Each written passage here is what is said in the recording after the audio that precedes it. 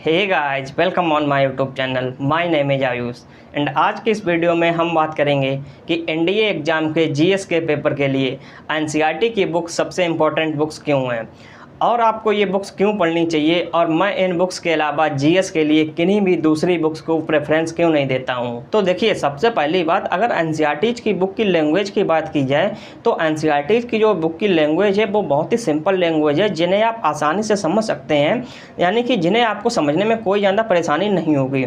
और अगर इसके दूसरे पॉइंट की बात की जाए तो आप जानते हैं कि जीएस एक बहुत ही ज़्यादा वास्ट सब्जेक्ट है, जिसे आप जितना ज़्यादा पढ़ते जाएंगे ये आगे उतना ही ज़्यादा आता जाएगा।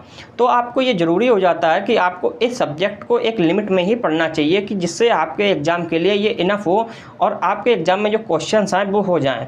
तो अगर एनसीईआरटी की बुक की बात की जाए तो एनसीईआरटी की बुक एनडीए के एग्ज़ाम के लिए बिल्कुल परफेक्ट बुक है।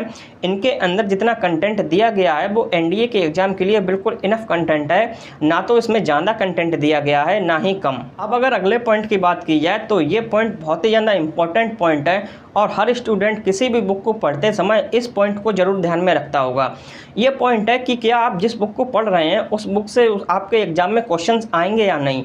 तो आप इसके लिए एनडीए के अगर आप प्रीवियस ईयर क्वेश्चंस को उठाकर देखेंगे तो उसमें केमिस्ट्री, बायोलॉजी, हिस्ट्री, ज्योग्राफी की जो आप क्वेश्चंस देखेंगे, इन एग्जाम्स में जो क्वेश्चंस आए हुए हैं तो वो एनसीईआरटी की डायरेक्ट लाइन से उठकर आई हुई हैं। अगर आप पिछला पेपर भी देखेंगे तो उसमें भी आप देखेंगे जो क्वेश्चंस आए हुए हैं वो डायरेक्ट एनसीईआरटी की बुक से लाइन से उठकर आई हुई हैं। तो आप इस बात को तो दिमाग से निकाल ही दें कि आपके एग्जाम में जो क्वेश्चंस आएंगे वो एनसीईआरटी की बुक से नहीं आएंगे।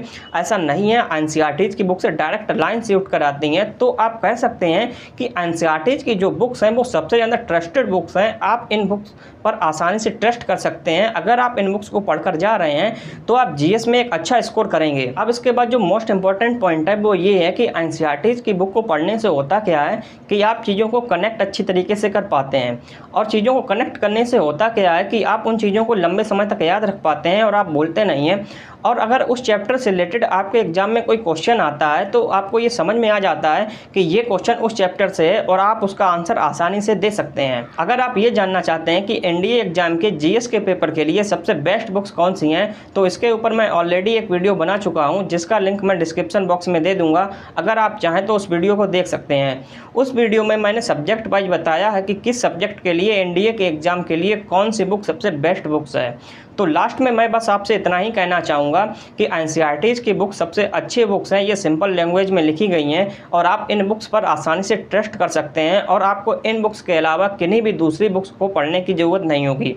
तो आई होप आपको वीडियो पसंद आई होगी। अगर आपको वीडियो पसंद आई है तो वीडियो को लाइक कीजिए और चैनल को सब्सक्राइब करना बिल्कुल मत भूलिए।